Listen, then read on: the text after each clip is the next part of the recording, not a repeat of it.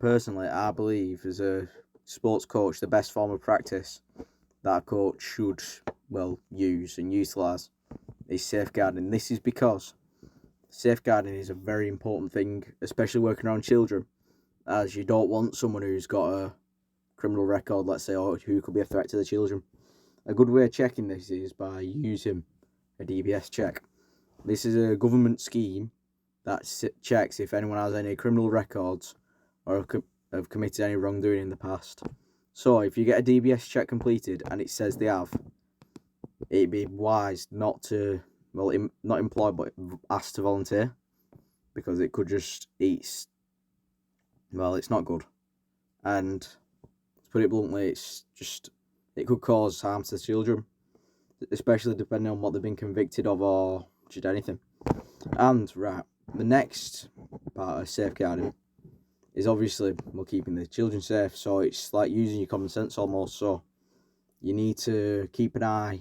You have to be able to watch them all and make sure they're not doing anything that could injure themselves, because it could leave you liable to lawsuits or worse, the children being harmed, potentially fatal.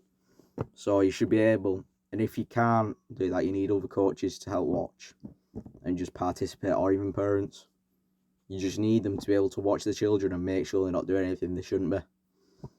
And then finally, with safeguarding, you should be able to, safeguarding, to sum it up, it's about keeping the people you're working with safe.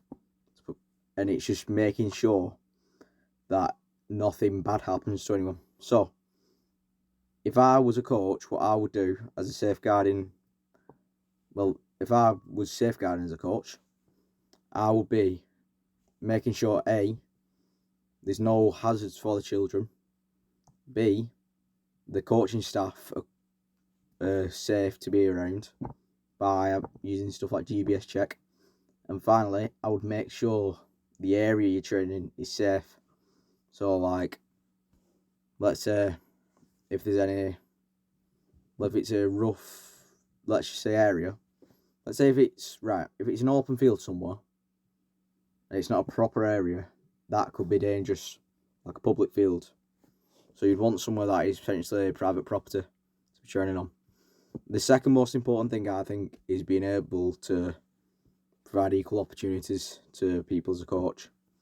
So this means no discrimination. So discrimination, to sum it up, it's prioritising one group of people over another.